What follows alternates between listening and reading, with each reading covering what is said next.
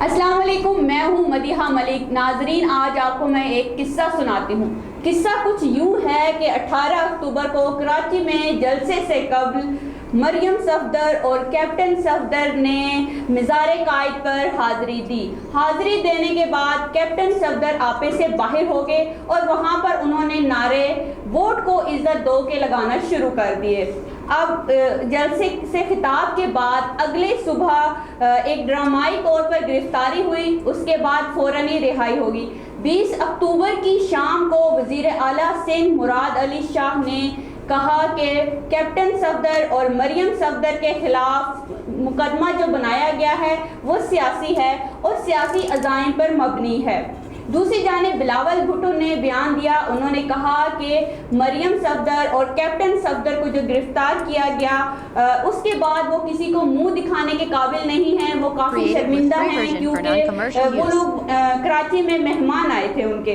बिलावल भुट्टो का बयान सामने आया। उन्होंने कहा कि मरियम सफदर और कैप्टन सफदर की जो गिरफ्तारी हुई है और जो इल्ज़ामात लगे हैं उसके बाद वो किसी को मुंह दिखाने के काबिल नहीं हैं, वो बहुत ज़्यादा शर्मिंदा हैं। और रात के 2 बजे उन्होंने सवाल उठाया कि बताएं कि रात के 2 बजे आईजी को कौन 2 लोग अपने साथ नामालूम जगह पर लेकर गए थे। अब क्योंकि आईजी साहब वापस आ चुके हैं तो बिलावल साहब को मालूम है कि आखिर कौन वो 2 लोग थे जो लेकर गए थे, और उसके बाद मुराद अली शाह को भी मालूम है कि आखिर वो 2 लोग कौन थे, मगर ये लोग अभी बताना नहीं चाह रहे। ये लोग इस बात को सीने राज में रखे हुए हैं, ये बात वो किसी पे अया नहीं कर रहे कि वो ये बात दबा रहे हैं कि वो आखिर वो कौन 2 लोग थे जो कि आईजी साहब को रात के 2 बजे लेकर गए थे। आईजी सिंध की वापसी के बाद आईजी सिंध ने अपनी दरख्वास्त की छुट्टियों के लिए अप्लाई कर दिया। उसके बाद और भी कई आला अफसरान थे जिन्होंने छुट्टियों के लिए अप्लाई कर दिया। ये पहली दफ़ा था मुल्क में जब इतने आला अफसरान इतनी ज़्यादा तादाद में छुट्टियां लेकर साइट पर जा रहे थे।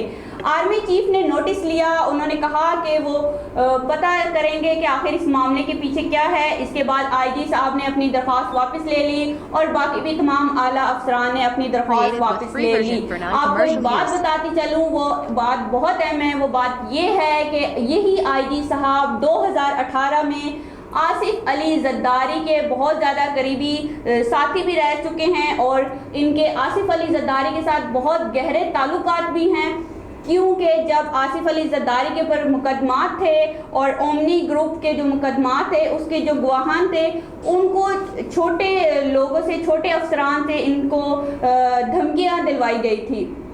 कुछ लोगों का कहना है कि सिंध हुकूमत ने ये काम करवाया है, सिंध हुकूमत इसके पीछे है, क्योंकि जब तक सिंध हुकूमत अलाउ नहीं करती तब तक कोई कैसे गिरफ्तारी कर सकता है, कोई कैसे एफआईआर वगैरह दर्ज करवा सकता है।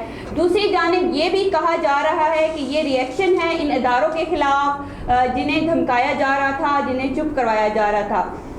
पुलिस को मजबूर किया गया, पुलिस को इतना मजबूर किया जा रहा था, एक तरफ पुलिस को कहा जा रहा था कि वो एफआईआर दर्ज करे, जबकि दूसरी जानिब सिंध हुकूमत की जानिब से कहा जा रहा था कि एफआईआर दर्ज ना करें।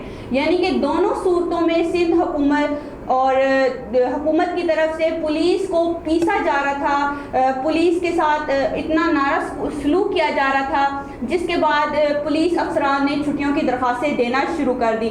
अब जब आर्मी चीफ ने इस बात का नोटिस लिया है तो देखना ये होगा कि वो लोग सिर्फ इस चीज़ का मालूम कर सकेंगे, सिर्फ इस चीज़ के ऊपर तहकीकात होंगी कि आखिर वो कौन 2 लोग थे या इसके पीछे कौन थे जो कि आईजी साहब को अपने साथ ले गए रात के 2 बजे, या फिर ये भी बात मालूम हो सकेगी कि आखिर सिंध पुलिस और सिंध हुकूमत के दरमियान क्या चल रहा है, क्या कशीदियाँ चल रही हैं, क्या ताल्लुकात चल रहे हैं। दूसरी जानिब आर्मी चीफ की जानिब से बिलावल भुट्टो जद्दारी को फ़ोन गया है, हालांकि इससे पहले आर्मी की तरफ से बयान आया था कि वो किसी भी कोई भी सियासी मुदाखलत नहीं करेंगे, किसी भी सियासी पार्टी का साथ नहीं देंगे, किसी भी सियासी पार्टी के जो भी मुदाखलत है उसमें नहीं बोलेंगे।